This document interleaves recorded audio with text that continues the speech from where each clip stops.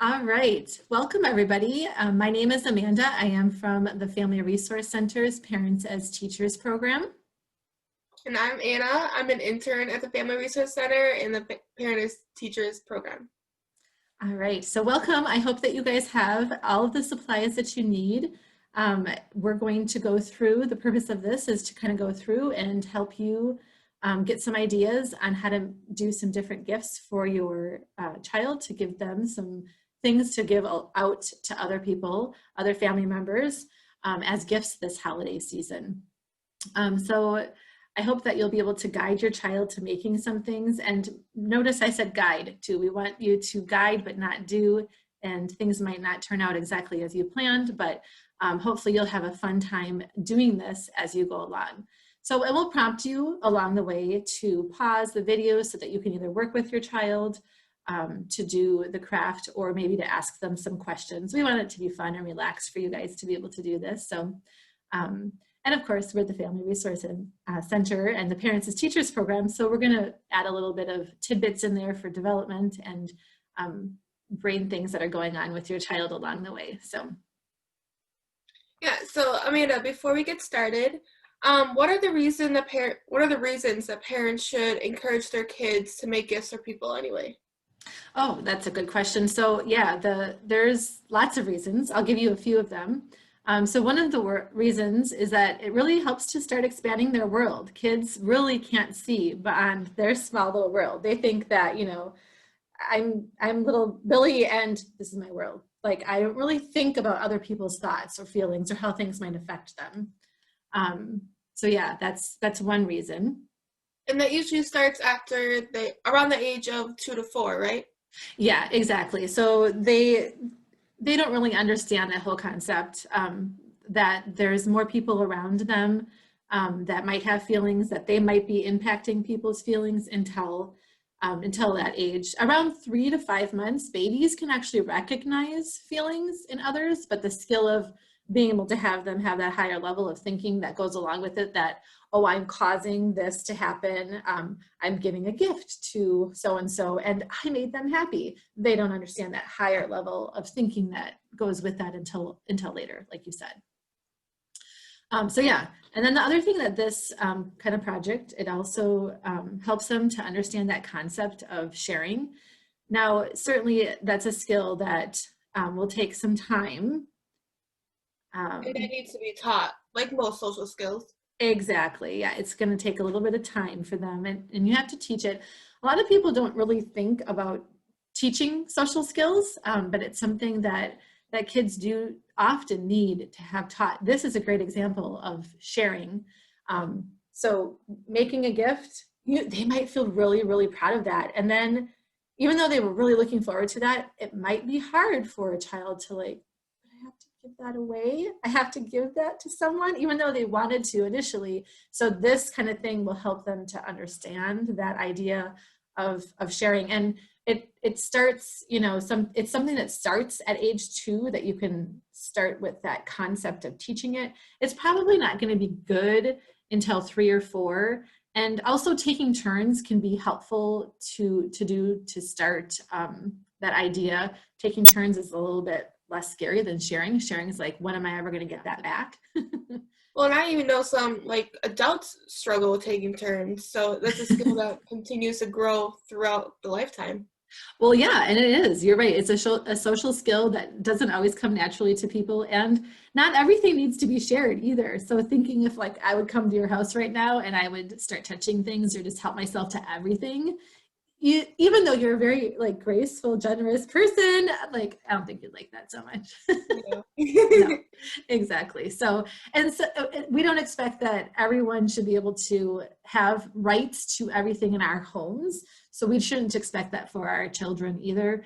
Certainly you can expect your child to maybe share common toys, but if they have prized possessions, they don't have to share those with every single person that comes over.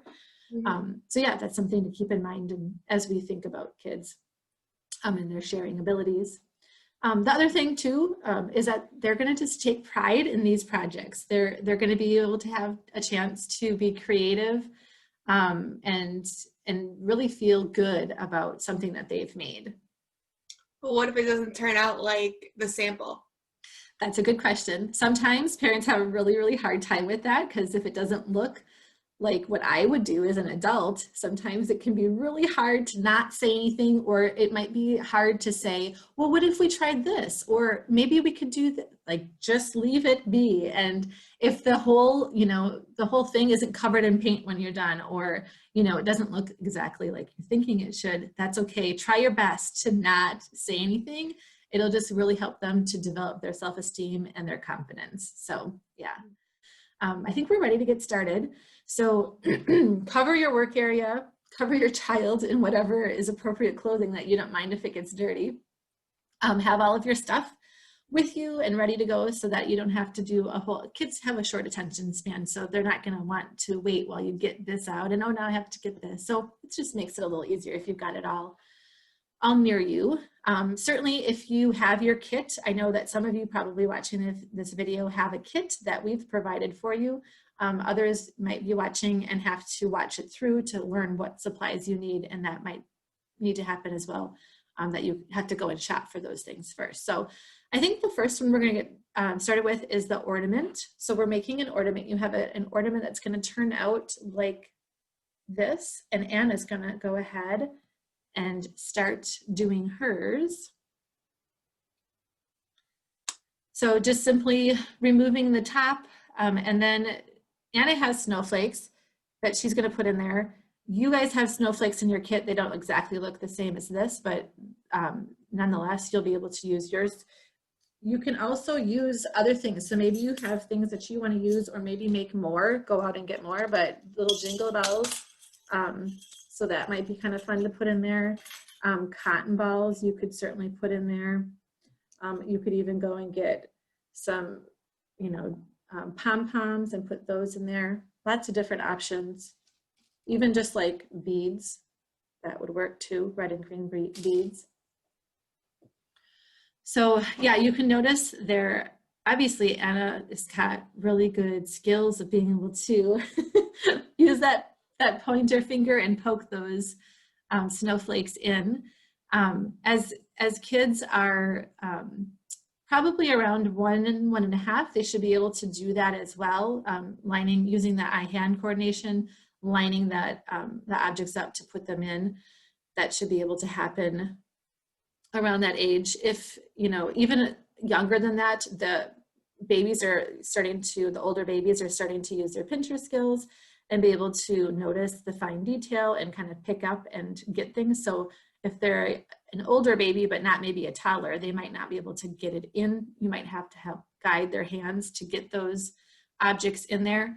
Certainly safety is something to think about, depending, if you're using snowflakes, jingle bells, all these are small objects that can fit into this hole. So they're also a safety choking risk, as you would normally do. Certainly look for safety with that. If you're worried that you won't be able to redirect your child before they're putting something in their mouth, maybe consider doing Cheerios or goldfish or something like that. I know around Christmas time, sometimes they've got those even Christmas goldfish that are different colors, and that might be fun to put in there too. So, all right, so yeah, and since Anna has the skills to make her eyes work together, she's gotten that all filled, and it looks like an ornament that's ready to hang on your tree.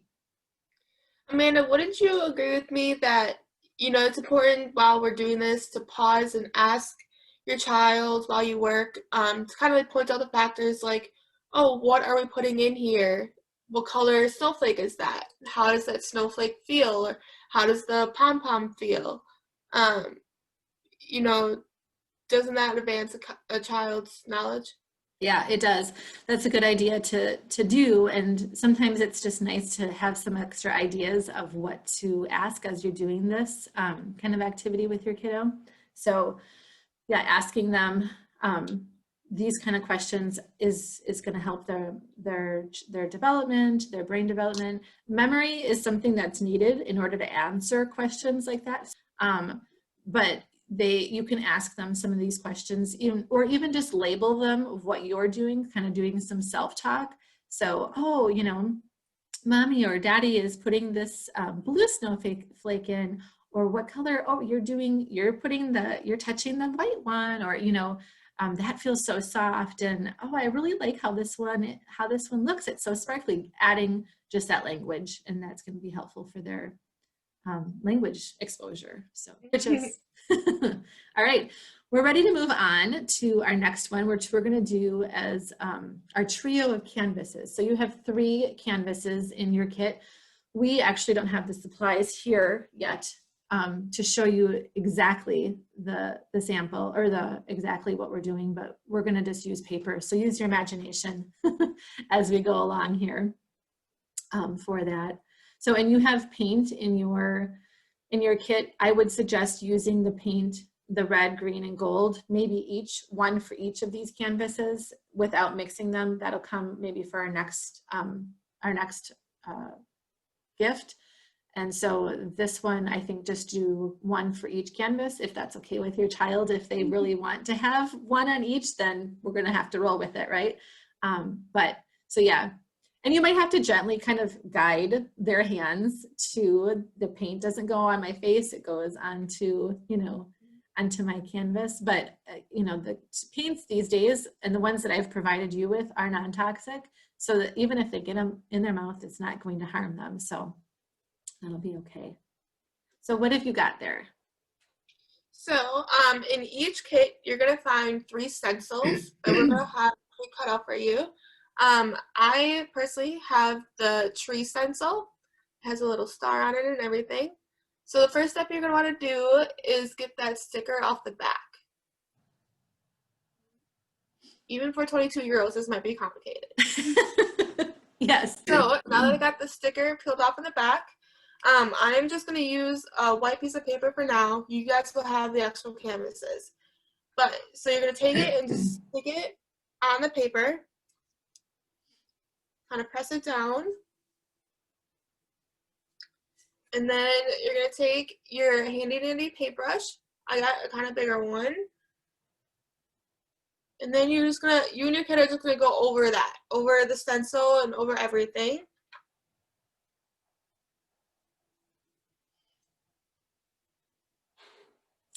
And as she's doing that, just thinking about the time that you're spending doing this project together is just really nice. So doing play, doing crafts, doing things together, and just being considerate, respectful, and laughing and playing is so important for your child. It gives them this really nice bond and helps to build the attachment with your child, knowing that anytime that you do anything with your child, it helps that. That's really good. It promotes the relationship, and this sets the foundation for all future relationships that your child has. So how you talk to your child, how you relate to your child, how you do this together is really going to be how they later, what do they look for in relationships? You're the first building block to healthy relationships. So no pressure or anything, but yeah, like anything with parenting, certainly that's something that the child will have to do. Yeah, and you can even use this time to work on a child's counting. Working on, oh, this is the first one. What order do you want these in? Do you want in 1, 2, 3? Or even working on like how many we have left. Oh, we already did 2, so we have 1 more left. Right. So that in itself jumpstarts children's higher level of thinking. And I think that's important to also talk through with your kid while painting this. Yep, exactly. And math understanding probably doesn't start until around 1.5, but that's pretty young, so that's kind of neat to see that they can already start some of these early concepts of math. So nice. So now that I have my canvas all painted, I'm going to go ahead and peel off that sticker. And we'll see how it works on the paper. We know that the sticker is going to come off a lot better, ideally, from your canvas. So, so we'll see if we can get it off of our paper here. And as she's getting hers off, let me just show you one that I did. So I did the star. As you can see, my brush strokes on purpose are not all even. They aren't all how you as an adult might do them. Some of the paint is a little gloppy. Even the corner of one of my star kind of got it filled in. You certainly can take some of the white paint and go back and touch that up if you wanted to, but I also think it's nice to capture what your child is doing and how they progress. At this age, this is how it looked, but then later on, you'll see differences as they change and as they develop. It's kind of nice to capture it, not looking as it would as an adult, because this is the time to appreciate and love how their skills are as a child, knowing that they're going to develop to something different. So yeah, you'll have all three of your trios to be able, or all three of your canvas, the trio of canvas to wrap up and give to somebody. So you have some ribbon, or you can use ribbon of your choice, but then kind of stack them all up on top of each other and tie it with a nice like little ribbon, and that might be a nice way to present the gift. And there you go. There's Anna's. It looks beautiful. It turned out well. I mean, it's smudged in the corner, but imperfections are more than okay. Exactly. And you can always, if you really wanted to, you could go back in and add the white paint like I mentioned, or you can now maybe put Christmas lights or ornaments and do some extra painting on there if you really wanted to, but I don't think there's any reason why you have to. We're appreciating those imperfections right now, right? So good. All right. So now we've done our trio of canvases, and then we've got just one gift left. So we're going to make our rock paperweight. So here is kind of what mine turned out like. It's a little hard to see the colors, but I've got silver, and then my top is purple and blue. You very well might have paints around your house. You can use whatever you would like for paints at your home. If you wanted to, you could also use this as an opportunity to mix some of these paints together. So maybe adding the white to the red, or making a lighter green, whatever you want to do, whatever you and your child want to do. So you can mix them now if you'd like. But this whole process is just going to give your child a really nice sensory and tactile experience. So Anna's going to get started on doing her rock, and we'll see how much paint she gets on her fingers and her hands. So if you're a parent who doesn't like that, try your best to just let it be messy. It's going to wash off.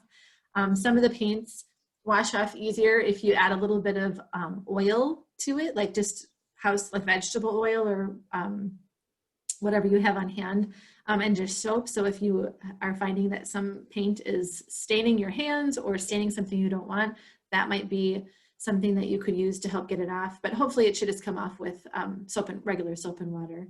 And it's okay if they get their hands slimy and paint filled. That's okay. It gives them this tactile experience we want them to have. Touch it. And children need to first touch it so their brain develops, and now they know what that is. And then you add that language and tell them what that is that they're seeing and feeling. And it helps to build and put that all together. And I mean, this is another good time for parents to pause the video and like have a discussion with their kid. Like, what are you making? Like, I am trying to create Santa and Santa's little hat. I'm going to try to create a face, and a kid Nice. like might not be able to 100% tell you what they're making, but kids and their stories, they might come up with the most outrageous thing, but just using those skills to tell a story. Right. And they might not, like you said, be able to answer you exactly. And kids usually around 2.5, 3 is when they can maybe start to tell you what they're making. So they also might not have the skills to make it look exactly like Anna's beautiful hat is turning out there. They might have more of what I made over here. But I might tell you it's Santa's hat, or I might tell you it's a sky, or it might be a picture of me, and I might say that. But to expect that around that age would be a good expectation. If they are younger than that, you don't have to necessarily ask these questions to them, but you could just use that parallel talk. Say, it looks like you're using some red paint right now. Look at how smooth your strokes are that you're painting with, or oh, that's really choppy that you're using. And that's just giving them some different language. I mean, how many times do you say strokes or choppy or things like that. Those are different words. So that's another chance for your child to have that exposure. So, yep. Yeah, and you can even use this time to work on colors with kids. Mhm. What color are we using next? Like, I mixed together red and white to make pink for Santa's rosy cheeks. Um, you know, that in itself is working on a skill for kids to have in the future. Right. And it's also, the skill of science. So that concept probably that they're going to be able to not tell you anything until 3 or 4, as to what's happening with the matter. So I have this color, and it's changing and it's turning now into pink. They're not going to have that concept until a little bit older. But um, even something to start talking about now, it's going to help them again to introduce that idea, and eventually they'll be able to do that on their own. So yeah. Okay. His eyes are a little creepy. That's all right. I think he looks great.